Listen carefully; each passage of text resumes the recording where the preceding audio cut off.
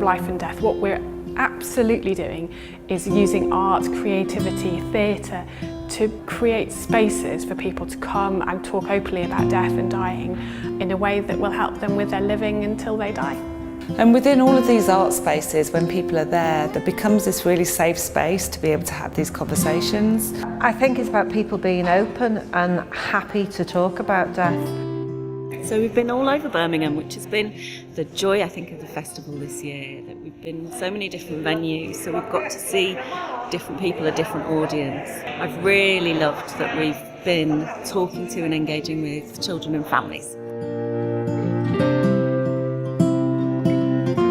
You have to carry on, Frank. I'm keeping my memory close. You see, when Edith left, everything stopped. So I decided to concentrate really hard on just one memory of me and Edith.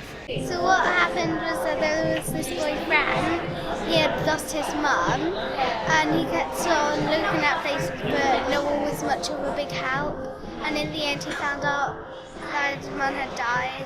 I thought it was quite funny at times and at times quite sad too. It's been designed for parents, guardians and children to share an experience together, and maybe this to be the start of a conversation about loss and bereavement, because we all lose things, and I think it's important that we have those mechanisms to help deal with that when it happens.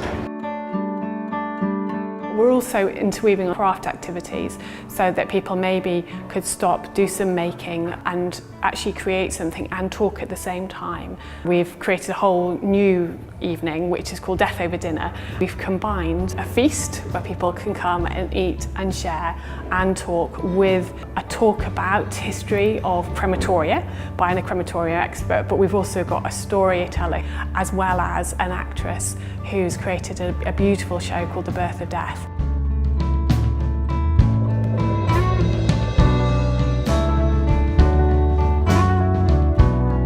So we've come to the Art Gallery, which is in Balsall Heath.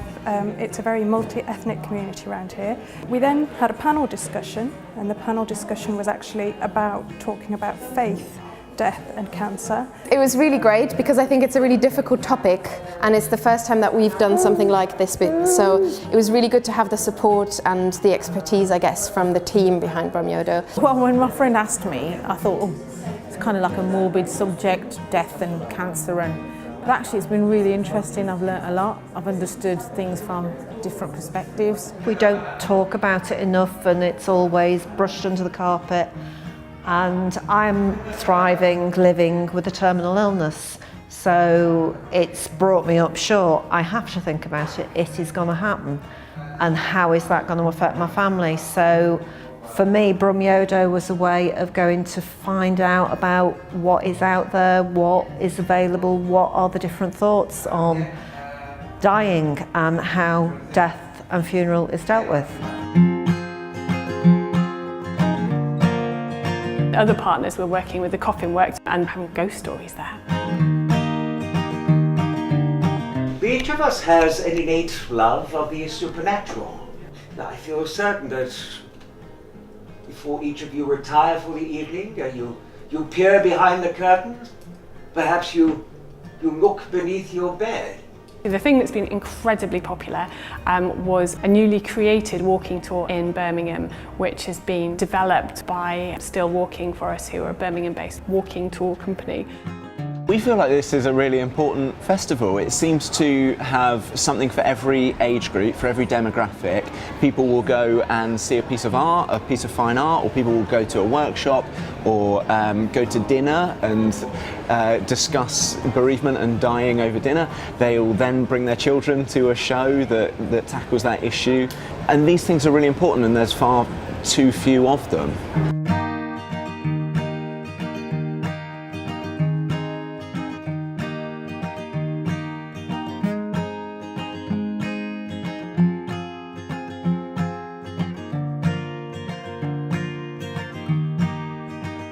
Knowing and acknowledging our dying helps us to make the best of our lives. That the context of death and knowing that there is a death means that we fill every minute of our lives with amazing stuff.